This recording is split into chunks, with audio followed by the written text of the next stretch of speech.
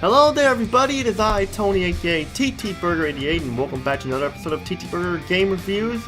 And today we're actually going to be looking at a good game today, and a game that's pretty much very underrated. And a lot of people have played space combat flight shooters and stuff, basically from Star Fox and stuff, which is probably one of the most popular ones out there. And the PlayStation here tried its best in the past to try and find a game, to try and make a game very similar to Star Fox, but there were quite a bit of failures in that. Mainly looking at this game right here, which I reviewed recently as well. Well, not really recently, but back in February. But today, I think we found a game for the PlayStation that is just as good as Star Fox, if not more enjoyable than Star Fox. And I know there's gonna be a bunch of Nintendo fanboys basically saying, you how dare you say this game's better than Star Fox? How dare you say that? Star Fox is a classic. And yes, I'm aware Star Fox is a good game, but to me, I like this game more. And that game is Vanark by Jaleco, released in 2000 on the PlayStation. And I gotta say here, this game is definitely a must-buy if you're a fan of rail shooters in space and flying games and stuff. And when you start the game here, you are given a little story here with this nice looking CG cutscene where it tells you that evil alien forces threaten Mars with their deadly zero force field after they destroyed Earth. Now it's up to you, playing as the main protagonist named Shun.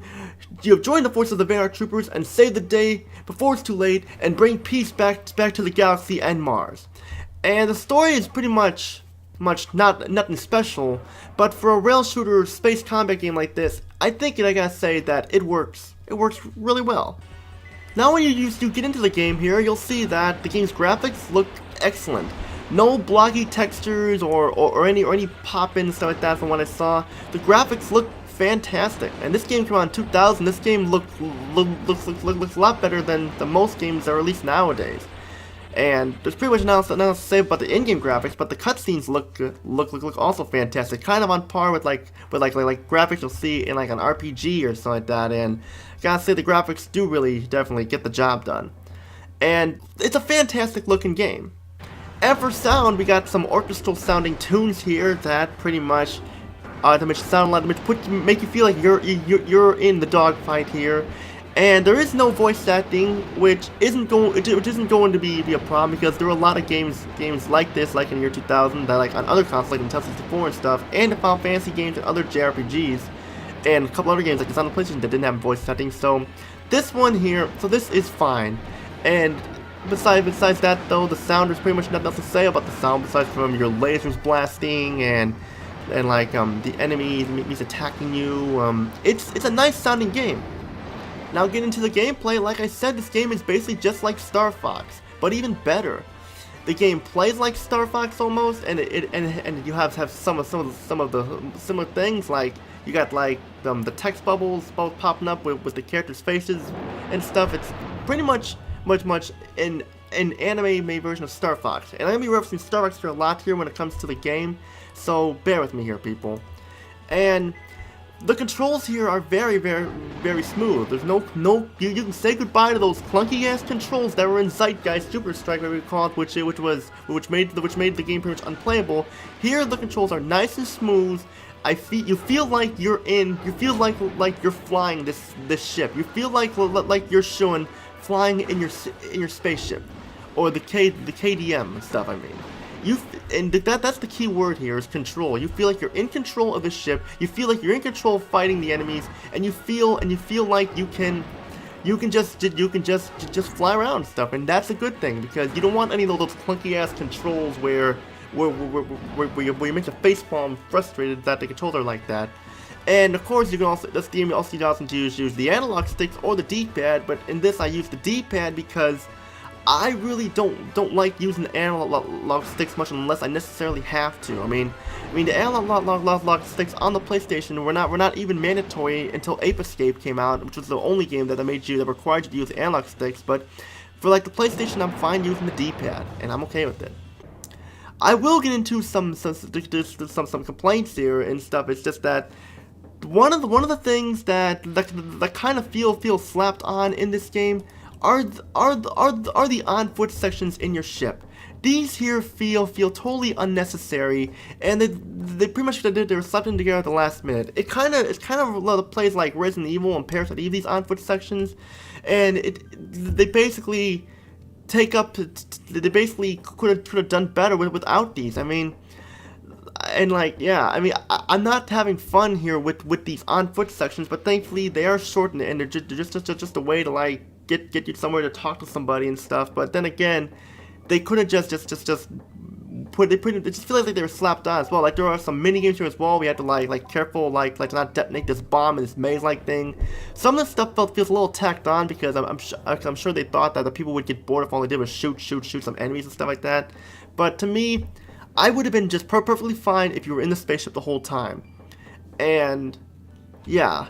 But those are the only bad things, though. I will admit, though, that I only made it to the 5th level in this game here, and I'll admit right now, I plain suck at this game. I mean, I tried to like get past the 5th level, but I can't right at the moment. I'm sure in the future I'll be able to get further in the game, but as of right now, I can't get past the 5th level. And I'm not saying it's the game's fault, I'm admitting my fault, they're even saying that's me who sucks at it. But do I hate the game for it? No. I enjoy the game. I enjoy the game a lot. And this game is probably one of the most underrated games on the console itself because, I don't know, I mean, I just feel like that this game should have got more attention than it deserved, but then again, a lot of this wasn't a big name game because a lot of people weren't a fan of these Japanese flying game stuff that they all were more fans like Final Fantasy, like first-person shooters and stuff. But I gotta say this game totally did not deserve all the underrated popularity it got. I mean, it got some good ratings at that, like it got 8s and 9s and 7s and 6s and stuff. But some people felt the game was a little too generic and stuff. I mean, it's a flying game. It's gonna be like that. There have been a lot of flying games like that. I mean, there are games like Wing Commander 3 where you pretty much spend a lot of time watching the cutscenes that then flying around your ship. I mean, and that worked. And why were people complaining about this? I don't know. But I will admit there's also some variety in the missions as well. Like there was one level. As far as I got up to, you can ride along in this like speeder bike and stuff. It's kind of similar to Star Wars stuff, and yeah. And besides that though, I really don't know what else to say here. I mean, Vanark is a game that should have got more popularity it deserves. It deserves more praise than it gets. I mean, sure, I mean, like I suck at the game and stuff like that, but I know for the fact that the game is beatable and playable, unlike Zeitgeist, Jupiter Strike, which I will be talking about, which I am talking about, because I got that game before this, and waiting for a game that was like Star Fox. Yeah, Vanark comes very close, and I think it's even better. So what's my final verdict on this? Is that Vanark here is an awesome game. It works really well. It's better than Star Fox. It's pretty much the PlayStation's answer to Star Fox, and us Sony owners got our wish, because after seeing many abominations like Jupiter Strike and Star Blast, I forget the name of this one. I think it was like Star Blaster and stuff like that, or Star Cruiser. I know I got that wrong there, but I feel like that this game definitely is worth checking out. If you can find it, great. But I should warn you though, this game is high prices on Amazon stuff. That it's not too expensive. But I got this for about $20, and I feel like the $20 was worth it. So what do I begin this rating? Well, the positives here: you got great graphics, and a basic story that kind of like is basic and that's not confusing. You have smooth controls, and the gameplay is fun, even though I suck at it. It's got great gameplay, great graphics, and smooth controls, and it tells a basic story, and it works. The negatives here are like the negatives are like the tacked on foot sections in the ship, along with some pointless mini games and stuff in the that are on your main ship. But besides that though, this game gets a rating of a 9.5 out of 10. I recommend people checking it out. That's pretty much all I gotta say about this. This is Tony, aka TTBurger. Peace out and have a great day, everybody. And play the game.